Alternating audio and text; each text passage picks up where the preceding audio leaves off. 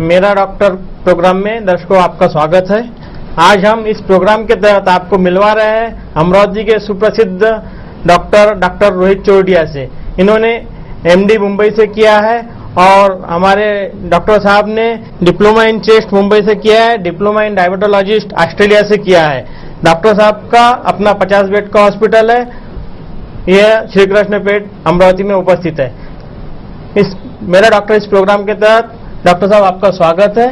नमस्कार डॉक्टर साहब, आज के कंडीशन में बहुत ज्यादा टेंशन हो गया है और हम हमारे दर्शकों से आपसे पूछना चाहते हैं कि जो टेंशन है, ये टेंशन के कारण कौन कौन सी बीमारियां हो सकती है? डॉक्टर साहब, बहुत अच्छा आपने सवाल पूछा है। आज के इस अर्बनाइजेशन जिसको बोलते हैं हम, शहरीकरण जो हुआ है कुछ पिछले 10-15 सालों में, इसकी वजह से महत्व की बीमारियां बोलने के साथ साथ हम लोग बोलेंगे ब्लड प्रेशर जिसको बोलते हैं उच्च रक्तदाब या हाइपरटेंशन या हाई बीपी, हार्ट का बीमारियां जैसे हार्ट अटैक या हार्ट के और वॉल की तकलीफ, और तीसरा महत्व का है डायबिटीज मेलाइटिस जिसको बोलते हैं मधुमेह या रक्त शर्करा या ब्लड में अपने शुगर का बढ़ जाना। तो इन सभी को आज हम ज्यादा से ज्यादा, कम से कम टाइम में ज्यादा से ज्यादा हम लोगों को बताने की कोशिश करेंगे कि इससे हम लोग किस तरह से ये होता है, क्या क्या कारणों से ये होता है और इसका हम किस तरह इसके कॉम्प्लिकेशंस को आगे बढ़ा सकते हैं। सबसे पहले हम बात करेंगे हाइपरटेंशन, जो कि आज का ज्वलनशील टॉपिक या ज्वलनशील बीमारी जिसको बोलते हैं। सादे आदमी को पूछे तो क्या है, तो मेरे को बीपी है जी। तो एक बीपी बोलने का मतलब ब्लड प्रेशर, जो कि हर इंसान में नॉर्मली मौजूद होता है जी। ब्लड प्रेशर अगर ज्यादा हो जाए नॉर्मल रेंज से, उसको हम लोग बोलते हैं हाई ब्लड प्रेशर जी। अब हाई ब्लड प्रेशर बोलने के बाद एक उसकी स्पेसिफिक रेंज होती है, इसे हम बोलते हैं सिस्टोलिक यानी ऊपर का बीपी और डायस्टोलिक यानी नीचे का ब्लड प्रेशर। सिस्टोलिक की रेंज होती है एक 110 से लेकर तो 138 तक या 136 तक के जो भी ब्लड प्रेशर होता है उसको बोलते हैं हम सिस्टोलिक ब्लड प्रेशर, ये एक रेंज में। और नीचे का जिसको डायस्टोलिक बोलते हैं हम, उसकी रेंज होती है 70 से लेकर 88, 70 to 88 डायस्टोलिक। अगर इसके ऊपर थोड़ा सा भी ब्लड प्रेशर बढ़ता है तो उसको हम लोग ब्लड प्रेशर के डेफिनेशन में इंक्लूड करते हैं, या तो उस पेशेंट को हम लोग बोलते हैं कि बॉर्डर लाइन तक बीपी है। अच्छा सर, मैं ये पूछना चाहूंगा कि जनरली ब्लड प्रेशर एक व्यक्ति जब जाता है हॉस्पिटल में तो उसको तो उसकी जानकारी हो जाती है, डॉक्टर बतला देता है कि आपको ब्लड प्रेशर है, लेकिन ऐसा व्यक्ति, ऐसा यंगर्स जो आजकल की कंडीशन में है, जो थोड़ा सा मोटा है, लेकिन उसको वो कैसे पहचानेगा अपने आप को कि वो उम्र में भी 30 से 35 साल के करीब है, तो वो कैसे पहचानेगा कि उसे ब्लड प्रेशर है? आपने कभी जिसका वजन ज्यादा है, मैं स्टार्टिंग में बोलना भूल गया कि आज जो चौथा टॉपिक है, चौथी बीमारी है सबसे महत्व की है, वो ओबेसिटी या मोटापा या लट्ठपना जिसको बोलते हैं हम। और ये जनरली उम्र के 10 साल से तो उम्र के 25 या 28 साल तक के लड़कों या लड़कियों में बहुत ज्यादा देखने को मिलता है, जिसकी वजह से ब्लड प्रेशर बीमारियां, ब्लड प्रेशर, हार्ट और इतने कम उम्र में ये सब बीमारियों का अपने शरीर में आगमन हो रहा है। जिसका कारण सबसे पहले आपने बताया टेंशन की दुनिया जो चल रही, सबसे इम्पोर्टेंट कारण है स्ट्रेस, जिसका हर जगह, हर व्याख्यान में, हर प्रवचन में, हर साधु संत, हर डॉक्टर आज उसका उल्लेख करता ही है। स्ट्रेस के कारण आज 4वीं 5वीं का लड़का भी रहा, स्टूडेंट या लड़की भी रही, तो बोलती पापा मेरे को मेरे पढ़ाई का टेंशन आ गया है। जब हम आप पढ़ते थे, जब हमारे पापा लोग, माताजी लोग, पिताजी लोग पढ़ते थे, तो वहां टेंशन नाम का कोई शब्द नहीं था। आजकल इतना ज्यादा अर्बनाइजेशन की वजह से, टेंशन नाम की वजह से, ये सब बीमारियों की जड़ एक टेंशन है। दूसरा, हमारा जो खान पान है, हमारे जो खाने पीने की लाइफस्टाइल है, स्पेसिफिकली यंगस्टर्स जो है, जो भी टीन एजर्स ग्रुप के लोग हैं, उम्र के 15-20 साल के और 30 साल तक के, जो भी खान पान है, पाव भाजी, पिज्जा, बर्गर, हॉट डॉग, जो भी फास्ट फूड मिलता है, इसके वजह से अपने खून में कोलेस्ट्रॉल का प्रमाण बहुत ज्यादा बढ़ता है। जिसके वजह से हमारी जो धमनियां हैं या ब्लड वेसल्स है वो चोकअप होती है और उसके वजह से हार्ट या ब्लड प्रेशर बढ़ने की बीमारियों का गलत तरह का खान पान और आज का जो एकदम फास्ट फूड मिल रहा है, ये सब बहुत ज्यादा नुकसानदायक है। दूसरा कारण सीडेंटरी लाइफस्टाइल, जो भी आज है, सुबह से 7 बजे से 8 बजे से रात को 12-1 बजे तक कंप्यूटर पे बैठे रहते हैं। बच्चे टीवी देखते रहते हैं, एक तरीके मैच देखते रहते हैं, मैच देखते थे कितने चिप्स खाते हैं, कितने पॉपकॉर्न खाते हैं, कितना चूड़ा खाते हैं। तो ये सब चीजों के लिए कारणीभूत यही सब चीजें जिसको हम लोग हमारी तबीयत खुद खराब कर रहे हैं। अच्छा। और इन बीमारियों को हम लोग हमारे शरीर में पैदा कर रहे हैं। तो यानी बीमारी पैदा होने का कारण अपना ये आज का जनरल लाइफ स्टाइल है। Right. तो सर मैं एक चीज पूछना चाहूंगा आपसे कि लाइफ स्टाइल में जैसे ब्लड प्रेशर किसी को जानकारी में नहीं है, किसी को ब्लड प्रेशर के बारे में पूरी जानकारी रहती है, किसी को नहीं रहती है। जो यंग जनरेशन है तो कैसे पहचाने कि उनको ब्लड प्रेशर आ गया, उसके पहले सिम्टम्स कौन कौन से हैं? ब्लड प्रेशर के देखिए, एक तो सबसे महत्व का होना कि फैमिली में हमारे माता पिता को या हमारे दादा दादी को या हमारे नाना नानी को, हमारे फैमिली में माता जी के साथ या पिताजी के साथ अगर किसको भी ब्लड प्रेशर, शुगर या हार्ट की बीमारी होंगी तो हमें 50% से ज्यादा चांसेस है कि ये बीमारियां हो सकती है। और अपना जो स्ट्रेस और खान पान है इससे हम वो परसेंटेज को और बढ़ा देते हैं। और कारण उसके जैसे लक्षण है आंखों के सामने अंधेरी आना, सर भारी होना, शाम के टाइम पे बहुत चिड़चिड़ापन होना, पैरों पे सूजन आना, हाथ पैर में पूरी सूजन आ जाना बॉडी में, थोड़ा सा चलते हुए दम या सांस फूल के आना, कभी कभी छाती में दर्द, कभी कभी गैस, एसिडिटी, जिसको हम लोग बहुत बार मिसगाइड कर देते कि गैस है तो उसको हार्ट या बीपी निकलता है। और दूसरा कोई भी कारण नहीं, कभी भी किसको भी कोई भी उम्र में बीपी आ सकता है। और कुछ हार्ट की बीमारियां हैं जिसमें ब्लड प्रेशर आने की संभावना होती है। तो जैसे सर हार्ट की बीमारी में ब्लड प्रेशर आ सकता है। हाँ जी। और फैमिली में अगर किसी रहा तो उनके फैमिली के मेंबर के कारण भी ब्लड प्रेशर आता है। आनुवांशिकता ये गुणधर्म इसमें आया है। और सर ब्लड प्रेशर का तीसरा कारण जो ये बताया गया है कि आजकल जो बहुत सारी प्रचलित औषधियां चलती है जिसमें कि जनरली कोई अपनी शक्ति बढ़ाने की दवाएं लेता है, कुछ ये लेता है, तो क्या इससे भी ब्लड प्रेशर बढ़ता है? उस पर जनरली ब्लड प्रेशर बढ़ता है, ऐसे कोई स्टडीज तो नहीं है, लेकिन बहुत सारे प्रिपरेशन ऐसे हैं जिससे पेशेंट को अगर बहुत दिन तक यूज कर रहा है तो उसकी किडनीज पे परिणाम हो। अगर किडनीज का क्या अपन गुर्दे जिसको बोलते हैं उस पर अगर उस गोलियों का या उस दवाई का अगर असर होता है तो ब्लड प्रेशर में कुछ कमतरता या कम या ज्यादा हो सकता है। इसके लिए जब चेकअप के लिए आते हैं तब हम लोग सब पूछ के निकालते हैं इससे। तो यानी किडनी के ऊपर जो औषधियों का दुष्परिणाम होता है उससे भी ब्लड प्रेशर होने की संभावना रहती है। इसलिए कोई भी औषध विदाउट डॉक्टर के सलाह से नहीं लेना चाहिए। ये बहुत अच्छा बात आपने बताया है। अब जैसे कि औषधों के दुष्परिणाम तो आपने बता ही दिया है कि इसको डॉक्टर की सलाह से ही लेना चाहिए। तो ब्लड प्रेशर पहचानने के लिए जैसे आपने जो कारण बताया, अब जनरली कोई ऐसा व्यक्ति है जो रेसलर है, बॉडी बिल्डर है और वो कोई 50 से 60 स्टेप्स चढ़ रहा है तो उसका अगर दम फूल रहा है और वो कहीं पर भी जाता आता है तो उसकी श्वास फूल रही है, तो ये भी एक ब्लड प्रेशर का कारण, ये भी लक्षण है। अगर कोई बंदा, कोई इंसान या कोई लेडीज या जेंट्स अगर नॉर्मल स्पीड से अपना ज्यादा चलते हैं या नॉर्मल स्पीड पे पिछले 10 साल से चल रही थी वो और आज उसको उस स्पीड चलने के बाद थोड़ा दम लगता है तो उसने अपना पूरा चेकअप कराना चाहिए। और यही सिम्टम्स लागू होते हैं उम्र के 30 साल बाद, हम लोग आजकल बोलते हैं, जो कि पहले उम्र के 45 साल थे, लेकिन जो लाइफस्टाइल चेंजेस हो गए उससे हम लोग बोलते हैं कि उम्र के 30 साल बाद हर इंसान ने अपना पूरा checkup, blood, urine, ECG, sonography, echo test करनी ही चाहिए। अच्छा। जिसमें हम लोग ब्लड टेस्ट में पूरा हीमोग्लोबिन करते हैं, उसका किडनी फंक्शंस करते हैं, कोलेस्ट्रॉल या लिपिड प्रोफाइल करते हैं, लीवर फंक्शंस करते हैं, पेशाब की जांच करते हैं, सोनोग्राफी में किडनी का साइज देखते हैं, एक्सरे करते हैं और इको करते हैं हार्ट का फंक्शन जानने के लिए। तो सर जैसे कि आपने बताया कि टोटल टेस्ट करनी चाहिए। हाँ जी। ये टोटल टेस्ट करने के बाद में अपन उसको जनरली डायग्नोस कर सकते हैं, उसकी बीमारी कौन सी है इसकी जानकारी हो जाएंगी।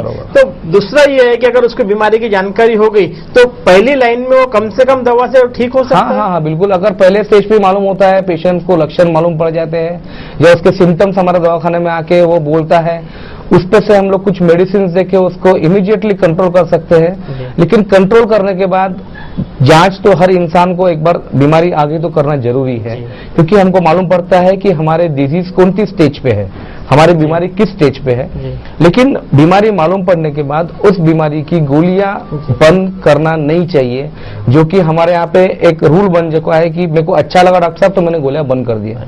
ये बिल्कुल गलत धारणा है। भाई आपको अच्छा लग रहा है, क्यों लग रहा है? क्योंकि आप गोलियां ले रहे हो। जैसा आपके पेट को भूख लगती है वैसे आपको खून को गोलियों की जरूरत है। तो ये आपने अच्छी जानकारी दी हमारे दर्शकों को कि ब्लड प्रेशर की, उच्च रक्तचाप की कोई भी दवा बंद नहीं करनी चाहिए बगैर डॉक्टर के सलाह के। तो बगैर डॉक्टर के सलाह के बंद नहीं कर सकते हैं। तो दूसरा एक ये भी रहता है कि जो ब्लड प्रेशर हो गया है जिसे, ऐसे रोगी किस तरह की सावधानी से उसमें कंट्रोल कर सकते हैं, इसकी जानकारी थोड़े हमारे दर्शकों को दे दीजिए। देखिए, ब्लड प्रेशर के पेशेंट को जैसा हम लोग बोलते हैं कि रेगुलर चेकअप के लिए जब तक आता है वो हम पहले उसको 8 दिन बाद बुलाते हैं, फिर 1 महीने बाद बुलाते हैं, और सब कुछ नॉर्मल आ जाए तो उसको 3-3 महीने के बाद हम लोग बुलाते हैं, 6-6 महीने के बाद बुलाते हैं। अगर उसको इसी बीच कुछ तकलीफ आती है तो 3 से 6 महीने में एक ईसीजी, साल में एक बार टीएमटी बोलते हैं हम, ट्रेडमिल टेस्ट, जिससे हम हार्ट की कैपेसिटी जानते हैं कि अपना हार्ट स्पेसिफिक टाइम पे कितना काम कर सकता है, उसको बोलते हैं हम कंप्यूटराइज ट्रेडमिल टेस्ट।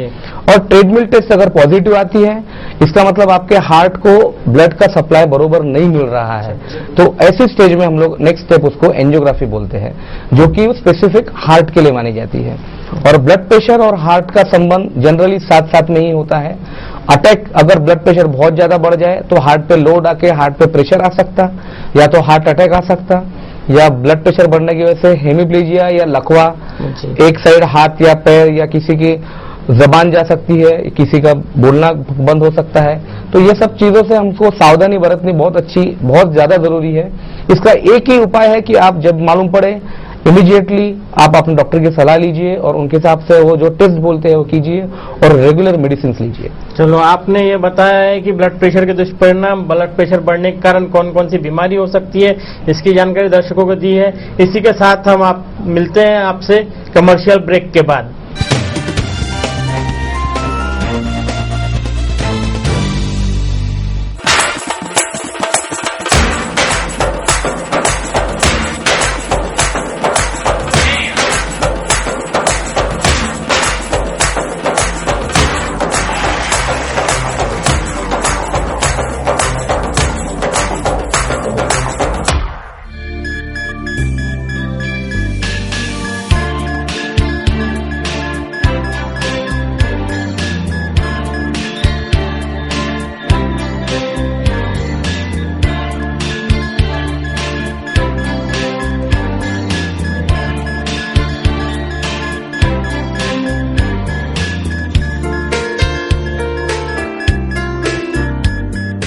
ब्रेक के बाद आपका फिर से स्वागत है सर।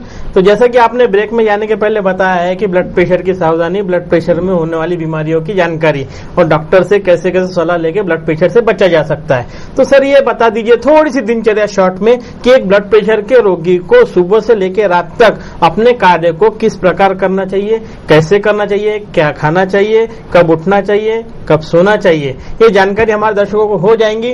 और जनरली लोग क्या करते हैं, घर में बैठे बैठे या सोते सोते टीवी देखते हैं, उससे जो टेंशन होता है, इसकी भी थोड़ी जानकारी हमारे दर्शकों को दे दीजिए। देखिए, सबसे पहले जैसे हमने बताया कि ब्लड प्रेशर, हार्ट, डायबिटीज और ओबेसिटी या लट्ठापना या मोटापा, ये जनरली सबका जिसको बोलते हैं हम माइका एक ही है, माहिरगर जिसको एक ही है, हर बीमारी का माहिरगर एक ही है, मोटापा या डायबिटीज। और इन सब चीजों से सब बीमारियों की शुरुआत होती है। सबसे पहले हम ब्लड प्रेशर के लिए बात करेंगे तो हमारे पास जब पेशेंट आता है तो उसको हम लोग पूछते हैं कि आपकी रूटीन लाइफस्टाइल क्या है, आपकी दिनचर्या कैसी है, आप कब उठते हैं। तो मैक्सिमम 80% 85% लोगों में आंसर मिलता है कि मैं 8 बजे 9 बजे उठता हूँ, 10:30 बजे 11 बजे नाश्ता करता हूँ, 11 बजे ऑफिस जाता हूँ, रात दोपहर को 3 बजे खाना खाता हूँ या रात को 11 बजे खाना खाता हूँ। और सबके टाइम अपने हिसाब से लोगों ने अपने काम के हिसाब से सेट किया हुआ है। जब एक बार कोई भी बीमारी अपने को आ गई है तो उसे हमें एक दोस्त जैसा ही यूज करना चाहिए ताकि हम उसके जिंदगी भर अच्छे से उसका साथ निभा सके। जिसको यारी दोस्ती बोलते हैं, ये सब हमारे दोस्त है। ये सब बीमारी को बीमारी बताएंगे तो आप पेशेंट बन जाओगे। अगर आपकी लाइफ जिंदा दिल से जियोगे तो आप हर बीमारी आपको दोस्त लगेगी। तो शुरुआत करेंगे हम पहले ब्लड प्रेशर के। लोगों को कोई भी बीमारी हो ब्लड प्रेशर से संबंधित, हार्ट या डायबिटीज से, सवेरे हम लोग बोलते हैं सुबह खुली हवा में, सुबह 5:30-6 बजे का जो हवा होती है उसमें ऑक्सीजन का प्रमाण नॉर्मल दिन से ज्यादा प्रमाण में होता है और फ्रेश एयर मिलती है हमें। तो मिनिमम हमारे खुद के बॉडी के लिए हमने 45 मिनट, 30 से 45 मिनट मिनिमम वॉकिंग करना चाहिए। और वॉकिंग भी इस तरह हो जिसके हम ब्रिस्क वॉकिंग, या ना बहुत कम चलिए या कम स्पीड में चलिए या बहुत ज्यादा दौड़ना भी नहीं है और स्लो भी नहीं चलना है। तो उसको बोलेंगे हम ब्रिस्क वॉकिंग, जॉगिंग से थोड़ा सा कम, ताकि अपनी एनर्जी लॉस हो सके या फैट लॉस हो सके उसका। उसके बाद हम बोलते हैं सुबह आप 8:30 बजे 8 बजे कम शक्कर की चाय पीजिए। जिसको शुगर नहीं है मैं उनके लिए बात कर रहा हूँ। कम शक्कर की चाय पीजिए, 1 कप चाय के साथ 2 बिस्किट्स हो जाए, या साथ में आप नाश्ता करते हो तो नाश्ते का टाइम थोड़ा 8:30-9 बजे का रखिए, जिसमें आप उपमा, पोहे, सोजी, दलिया, आटा ब्रेड, मैदा ब्रेड से तकलीफ होती है, उससे फैट्स बढ़ते हैं, कार्बोहाइड्रेट्स की वजह से कोलेस्ट्रॉल में बढ़त होती है। तो ये सब चीजों का सेवन, अब जिसको बोलते हैं अंकुरित धान्य, हम मोठ, मूंग, चना, उसके बाद सादी सैंडविच, या ये सब चीजें नहीं है तो एक रोटी हरी चटनी के साथ खा सकते हैं आप, या जैम के साथ खा सकते हैं। दोपहर को फिर से 1-1:30 बजे आपके भोजन का समय या लंच लेना चाहिए। लंच के टाइम पे 2 से 3 पराठे या चपाती बिगर घी की, ये हर बीपी, हार्ट और डायबिटीज के पेशेंट के लिए लागू होती है। ये जिसको करना ही है। उसके बाद में ज्यादा सलाद रखिए। सलाद में ककड़ी, गाजर, टमाटर, मूली, पत्ता गोभी, ये सब फाइबर डाइट होते हैं, जिससे आपका पेट अच्छे से, पचन क्रिया बहुत अच्छी होती है। और हर खाने के समय कभी कम से कम आधे चपाती की या आधे रोटी की भूख रखिए, पेट भर खाना नहीं चाहिए। 2 सब्जियां, दाल, चावल, छाछ या दही। जिसको शुगर नहीं है वो 1 आध स्वीट रोज खा सकता है, और जरूरी नहीं है स्वीट खाना। खाने में अपने महाराष्ट्र में ट्रेडिशन है कि अपने ताटात मीठ वारतो अपन थाली में नमक डालना। ये कोई भी बीपी, हार्ट और शुगर के पेशेंट के लिए बिल्कुल अनिवार्य नहीं, बिल्कुल जिसको बोलते हैं हम प्रोहिबिटेड है। वो अपने थाली में नमक नहीं परोसना है। जो खाने के लिए भाजी में, दाल में टेस्ट के लिए गिर गया उतना नमक गिर गया। अच्छा। उसके अलावा ऊपर से नमक नहीं लेना चाहिए। फिर आ गए शाम में हम लोग फिर से 1 आध कप चाय होती है। चाय फिर बिगर शक्कर की या कम शक्कर की, उसके साथ थोड़ा सा लाइट स्नैक्स ले सकते हैं आप, खारी या नान खटाई या बिस्किट्स मारेंगे। और रात में फिर से 8:30-9 बजे डिनर लीजिए। डिनर में फिर से लाइट डिनर लीजिए। लाइट डिनर में खिचड़ी है, 1 आध चपाती है, भाजी है, 2 रोटी है, चावल है, ये सब चीज ले सकते हो। रात में 1 आध गिलास दूध पी के सोइए। सबसे मेन हमें आजकल जो निकले मार्केट में लो सोडियम सॉल्ट, जिसमें सोडियम नाम का एक एलिमेंट होता है जो अपने बॉडी में मौजूद होता है, सोडियम, पोटेशियम और कैल्शियम। सोडियम, लो सोडियम सॉल्ट है आजकल, हम उसका भी सेवन कर सकते हैं, जिसमें हमारा ब्लड प्रेशर बढ़ने में, वो ब्लड प्रेशर कम करने में मदद करेगा हमारे। ये सब चीजें हो गई है। और रहा सवाल तेल, घी बिल्कुल बंद, किसी भी तरह का घी लागू नहीं होता है ये बीमारियों में। ये अगर आप बोलते हैं तो आजकल हमारे पहलवान लोग तो बगैर घी खाए नहीं सकते। तो अगर इनके लिए क्या करना है? इनके लिए पहलवान लोगों के लिए यही बोलूंगा मैं कि ये जितना भी खाते हैं ये अगले दिन अपने एक्सरसाइज में पूरा यूटिलाइज कर लेते हैं। अच्छा जी। हम जो खाते हैं, आप ये बोलना चाहते हैं कि जितना खाओ उतनी एक्सरसाइज करना जरूरी है। जो लाइफस्टाइल है हमारे आप जूने एंसेस्टर्स लोग देखिए, जो हमारे बाप दादा, नाना, परदादा होते थे, 1-1 किलो 2-2 किलो घी रोज खा लेते थे और 2 मील 10 मील चलते थे, कुछ नहीं होता था उनको भी तब भी ये बीमारियां सब थी। तो ये हमारा बोलना ये है कि लाइफस्टाइल जो है, सीडेंटरी लाइफस्टाइल, अगले दिन आप उसको अच्छे से व्यायाम करके, कसरत करके, घूम के यूटिलाइज कीजिए, अपना फैट लॉस कीजिए। बहुत अच्छी जानकारी दीजिए डॉक्टर साहब ने, आपने हमारे दर्शकों को काफी फायदा हुआ होगा इस बारे में। अब मैं सर आपसे ये पूछना चाहता हूँ कि ब्लड प्रेशर की जानकारी हमारे दर्शकों को हो चुकी है, अब इन्हें आज की चलती हुई बीमारी जो है मधुमेह, जिन्हें डायबिटीज बोलते हैं, और ऐसा बोलते हैं कि जिन्हें डायबिटीज हो गया है वो मरने वाला है या मरते दम तक उसका साथ लेके जाएगा, तो क्या है ये डायबिटीज, क्या होता है मधुमेह, इसकी जानकारी थोड़ी सी दे दीजिए। देखिए डॉक्टर साहब, आज वापस और ज्वलनशील टॉपिक, जैसे मैंने शुरुआत में बताया कि डायबिटीज, मधुमेह, ये सब जनरली एक में के साथ में चलते हैं, और सभी बीमारियों का माहिर घर या मईका बोलते हैं ये डायबिटीज है। और ये इतनी मीठी बीमारी है जो पेशेंट को, जो किसी भी इंसान को अंदर ही अंदर खोखला कर देती है, और जब पेशेंट हमारे तक पहुंचता है तो या तो कोई तो भी उसकी किडनी फेल हो जाती है उसकी, या उसकी आंखें चली जाती है, या उसका पैर काटने में मजबूर हो जाता है। ये सब कॉम्प्लिकेशन डायबिटीज पे हम सभी लोग देखते आ रहे हैं। तो डायबिटीज, सबसे पहले हम बताएंगे, डायबिटीज यानी अपने ब्लड में शुगर का बढ़ने से डायबिटीज होता है। डायबिटीज, अपने शरीर में एक पैंक्रियाज नाम की ग्रंथि होती है, जिसमें से एक इंसुलिन नाम का हार्मोन, प्रोटीन निकलता है। अगर उसकी मात्रा शरीर में कम हो गई तो शुगर बढ़ना है। और इंसुलिन और शुगर का तराजू अपने बॉडी में नॉर्मल रहना चाहिए। अगर वो बिगड़ गया तो शुगर बढ़ने वाली है। अब शुगर के प्रकार होते हैं, 2 प्रकार के, टाइप 1 टाइप 2। टाइप 1 में हम लोग देखते हैं कि बचपने से कभी कभी वो डायबिटीज बच्चों को होता है और वो आखिरी तक रहता है, जुवेनाइल डायबिटीज जिसको बोलते हैं हम, टाइप 1। इसमें उसको हमेशा इंसुलिन ही लेना पड़ेगा, इंसुलिन के सिवा कोई रास्ता, कोई उपाय नहीं है। दूसरा जो टाइप 2 डायबिटीज है, जो आजकल सबसे ज्यादा उम्र के 25 से तो 45 साल में बहुत ज्यादा इंडिया में दिख रहा है।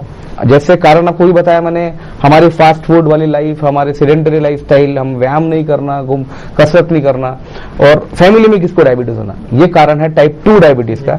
जिसके वजह से जिस अगर पेशेंट को वो हो गई तो उसको पहले हम लोग पूरी जांच करते हैं, वापस से शुगर टेस्ट करते हैं, सब टेस्ट करके उसको फिर हम गोलियां चालू करते हैं। अगर गोलियों से डायबिटीज शुगर कंट्रोल नहीं हो रही है तो हम लोग कुछ दिनों तक या कुछ महीनों तक इंसुलिन का सपोर्ट लेते हैं, ताकि उसके शरीर में जो इंसुलिन कम हो गया है, हम इंसुलिन इंजेक्शन द्वारा हम लोग उसे। सर मैं यहाँ थोड़ा रोकना चाहूंगा, आपने इंसुलिन की बात की है, हमारे दर्शक लोगों को ये गलत फहमी है या गलत धारणा बैठ गई है कि जिसे इंसुलिन चालू हो गया है, जिसे इंसुलिन के इंजेक्शन दिए गए हैं, वो इंसुलिन कभी बंद नहीं करते। बिल्कुल सही बात डॉक्टर साहब। एक मैं अभी 15 दिन पहले ट्रेन से आ रहा था दिल्ली से, तो मेरे साथ एक गृहस्थ बैठे थे, पूछ रहा डॉक्टर साहब आप डॉक्टर हो? मैंने हाँ जी डॉक्टर हूँ, मैं डायबिटीज की प्रैक्टिस करता हूँ, हार्ट की। तो डॉक्टर साहब मेरे को इंसुलिन अभी 15 दिन पहले चालू हुआ, डॉक्टर ने किया दिल्ली के, तो मैं कितने दिन जीने वाला हूँ?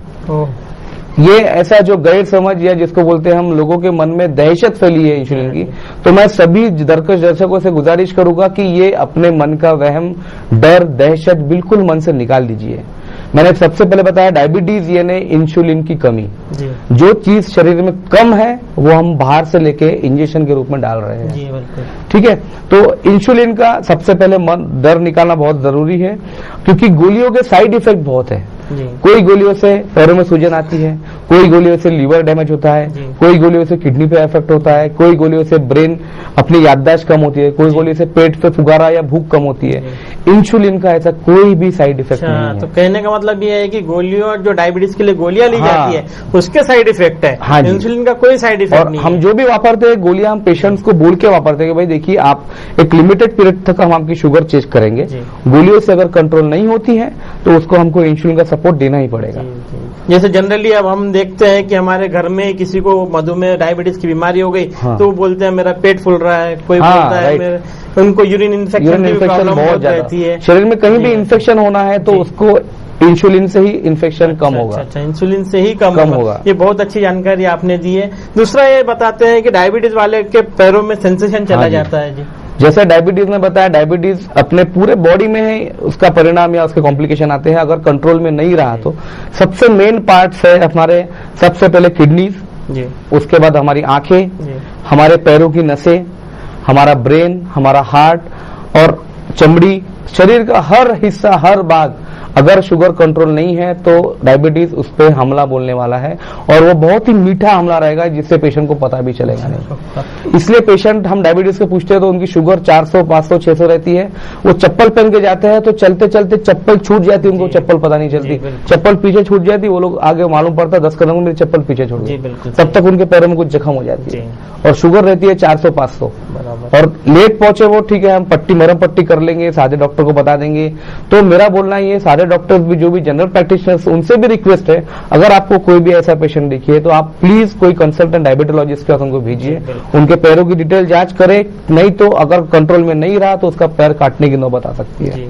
तो ये नसें कमजोर होने की वजह से, जनरली सेंसेशन नहीं होने की वजह से हमको दर्द का या बहुत ज्यादा गर्म या बहुत ज्यादा ठंडे का एहसास नहीं होता है शुगर में, इसलिए चेकअप करना बहुत ज्यादा जरूरी है। तो जैसा कि आपने बताया, एक तो ब्लड प्रेशर बताया, एक दूसरा डायबिटीज बताया। तो ब्लड प्रेशर डायबिटीज वालों को अपने पैरों का, अपने किडनी का, अपनी आंखों का नियमित जांच करानी चाहिए।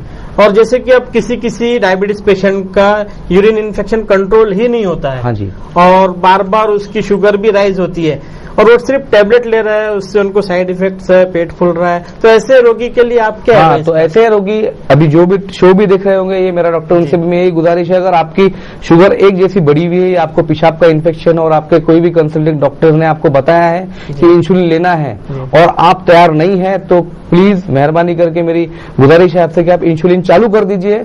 अगले कुछ दिनों में आपको पेशाब के इन्फेक्शन, से बहुत जल्द छुटकारा मिल जाएगा। और दूसरी बात मैं कहना चाहूंगा, जो हमारे इंडियन ट्रेडिशन में लोग शर्माते हैं बोलने में, शारीरिक कार्यक्षमता, सेक्सुअल अराउजल जिसको बोलते हैं, सेक्स करने की इच्छा ही मर जाती है, उनका जो लिंग है वो इरेक्ट नहीं होता है। इसके वजह से ये सब शुगर के कारण ही वहां की जो नसें कमजोर हो जाती है। तो ऐसे क्वेश्चन आपके डॉक्टर्स को आप बोलिए। आजकल उसकी भी गोलियां निकली है, आपकी शुगर बीपी सब चेक करके, इसी चेक करके वो आपकी गोलियां चालू करेंगे, जिसे आप उसका भी आनंद बहुत अच्छे से ले सकते हैं। तो आपने बताया कि शारीरिक कमजोरी जो मधुमेह यानी डायबिटीज के कारण हो जाती है, उसको भी सही तरीके से निदान लगाकर उसकी दवा देके वो अपने जीवन का एंजॉय कर सकता है लाइफ को, उससे किसी भी तरह की शारीरिक कमजोरी नहीं रहेगी। बिल्कुल नहीं। ऐसा कुछ स्त्रियों के लिए भी निकला? स्त्रियों के लिए भी ऐसा है, लेकिन वो लेडीज डॉक्टर, स्त्रियां बहुत ज्यादा शर्माती है अपने यहाँ की जो ट्रेडिशन है, अपने यहाँ की इंडियन पद्धत है। तो उनसे भी मेरी ये रिक्वेस्ट है कि आप कोई लेडीज को साथ में लेके आइए, या किसी डॉक्टर, लेडीज डॉक्टर को बताइए, या हमारे पास भी आता है तो आप झिझकिए मत, आपके हस्बैंड को लाइए, हम लोग बहुत अच्छे से उसका निवारण करके देंगे, कोई दिक्कत वाली बात नहीं है। बहुत अच्छी बात आपने बताई है, दर्शक लोगों को काफी इसका फायदा मिलेगा, और भविष्य में भी इसी तरह के किसी प्रॉब्लम रहे तो हम आपको कहेंगे कि डॉक्टर रोहित चौरडिया, इनसे आप डायरेक्ट संपर्क कीजिए। और इसी के साथ हम डॉक्टर साहब से ये गुजारिश करेंगे कि हमारे दर्शक लोगों को एक अच्छे से शब्दों से थोड़ा सा संदेश दीजिए, जिससे कि वो अपने जीवन में अपनी परेशानियों को, अपनी बीमारियों को हल कर सके। देखिए, डॉक्टर साहब ने काफी हद तक सब कुछ बताया है। मेरी यही गुजारिश है कि सब आज ये लेक्चर के बाद या इस टॉपिक के बाद, हमारे चर्चा सत्र के बाद, अगर 10 में से 1000 लोग देख रहे होंगे तो 20 लोग भी उसमें जागरूक हो गए, तो ये हमारा बहुत सक्सेसफुल लेक्चर रहेगा। जो भी डायबिटीज वाला या हार्ट वाला या बीपी वाला पेशेंट है या उनके रिश्तेदार है, मेरी यही गुजारिश है, कल सुबह 5:30-6 बजे या 7 बजे घूमना चालू कर दीजिए। बहुत अच्छी बात है, बिल्कुल। Live healthy, life will be healthy. Thank you sir, धन्यवाद। मेरा डॉक्टर इस प्रोग्राम के तहत आप आज मिले हैं डॉक्टर रोहित चौरडिया से। यह प्रोग्राम आपको कैसा लगा और इसमें आपने क्या क्या जानकारी हासिल की? इससे ज्यादा भी अगर आप कुछ जानकारी हासिल करना चाहते हैं तो आप संपर्क कीजिए। मेरा डॉक्टर इस प्रोग्राम के तहत सिटी चैनल कार्यालय, धनराज लाइन, सक्कर 7, अमरावती। धन्यवाद, नमस्कार सर।